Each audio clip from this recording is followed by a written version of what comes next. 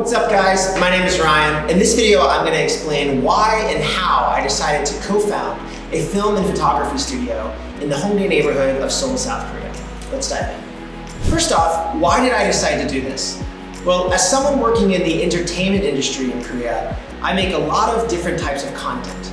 Not only do I upload to my personal YouTube, but I'm also on a reality TV cooking show, as well as a weekly guest on a radio show. The second reason I got into this business is because I'm an entrepreneur. So for that, I need a lot of storage room for my new board game that I recently launched, as well as a place to co-work and have meetings. I even recently started doing Taegu, or crypto mining, on the side. With that in mind, the first step I took to figure out if this was a good idea was to simply make a spreadsheet. In this spreadsheet, I outlined possible pricing that I could charge on a per hourly basis to people who want to rent the studio, and then I compared that against expenses like Wi-Fi, rent, Gwanlibi, which is your maintenance fee, as well as other things like taxes and of course, air conditioning, electricity. The second thing I did after making this spreadsheet was I started actually looking at real estate. Now, I did this with my co-founder and partner, Austin. He actually found a lot of great places around the Hongdae and Seogyo-dong neighborhoods of Seoul, and we went together and checked them out. But there were a couple problems with all the places we found. First, some of them were really awkwardly shaped, so even though there might have been a lot of space, it wasn't very usable space. Another challenge of some of these places is they weren't very close to the train line. Now, all of them were walking distance from me, but for customers, we want them to be close to the train because they're bringing gear with them. The third and biggest problem we found in a lot of these basements around the Hongdae neighborhood is that they're water damaged. I recently learned from an architect that this is actually common in this region because this neighborhood is below sea level. To be honest, after seeing so much water damage and various problems and not having a lot of luck negotiating with landlords, I almost gave up on finding an office. That is, until we found a brand new building that was right next to the train station, that had its own bathroom and a really good size.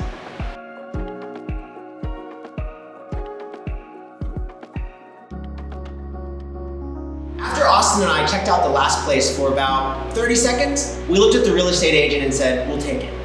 3 days later, we signed the lease. Our first priority, AC and Wi-Fi. You do not want to be hanging out in the basement in the summer with no AC or internet connection. As the AC and Wi-Fi were being installed, we started painting all of the walls.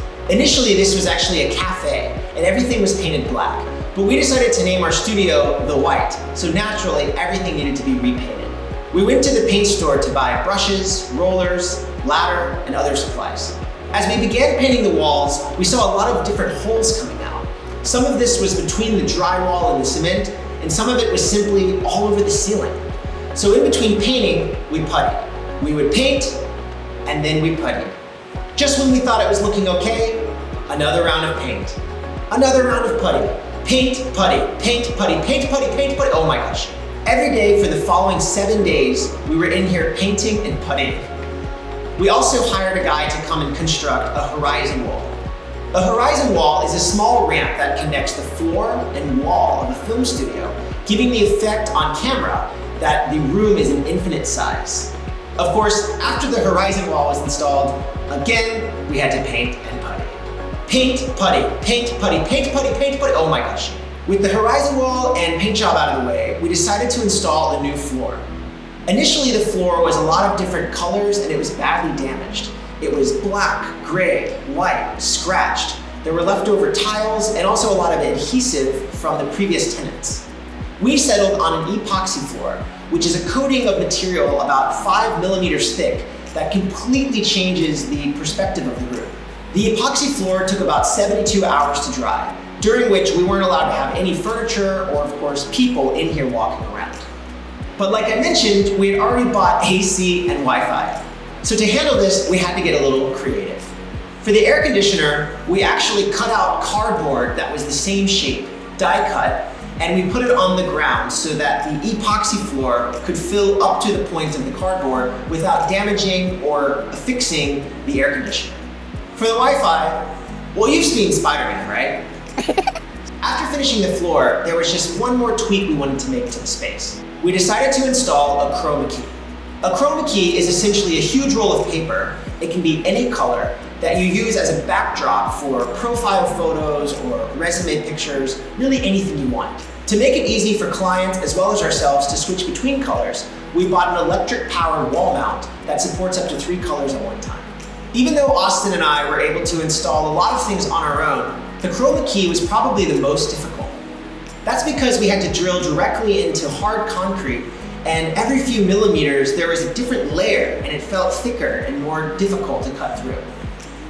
After 2 weeks of construction, we were ready to begin filling the space with all kinds of gear. To do this, we ordered thousands of dollars worth of stuff online through Coupang. This is basically South Korea's version of Amazon. Since the studio name is The White, or De White in Korean, we wanted to make things as white as possible. And when we couldn't find something that was white, we chose silver or gray. So our couch is white, our tables are white, our makeup desk is white, our refrigerator is white, our storage racks are light gray. Things in our bathroom, like the bathroom hand towels, are white. But whenever you make something that's white, you should also add a little black. So we got black chairs, black signage, a black hand cart, and other small accessories. Next up, gear. Now, I'm not a big photo film gear guy. I shoot with a couple simple items. However, my partner, Austin, had a lot of good ideas that would allow us to make our studio competitive with some of the best studios in our neighborhood. To do this, we bought several softboxes, spotlights, RGB lights, lux pads, tripods, and reflectors. We even brought in some vintage film cameras, as well as a bunch of awesome lenses that a client can attach to their digital camera. The last step of our interior transformation was to start making the closet more useful. As I mentioned before, I'm an entrepreneur. My partner Austin and I are both crypto enthusiasts, so immediately we moved all of our mining rigs into the closet. We also set up a storage area so that I can keep the assembly and fulfillment stuff for my board game, Yangmai Chang'an. But enough talking, let's go check it out. Let's start with our horizon wall, where I've been telling you guys this story. So this is exactly 4 meters by 3 meters, and the wall is another 3 meters or so high. We had this built and then we painted and puttied it. Next to the horizon wall, you can see we have some gear.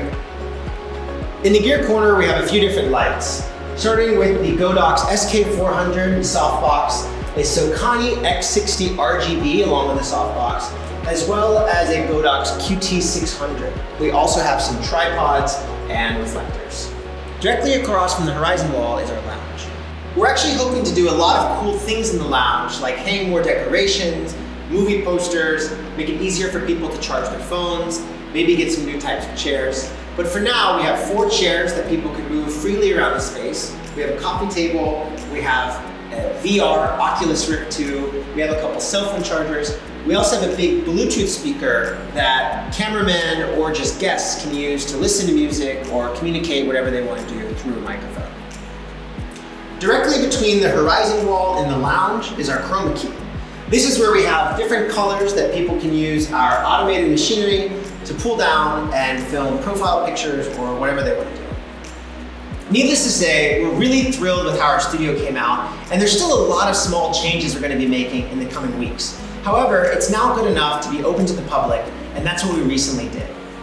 After about a week of additional work, adding furniture and gear to the space, we held our first networking event.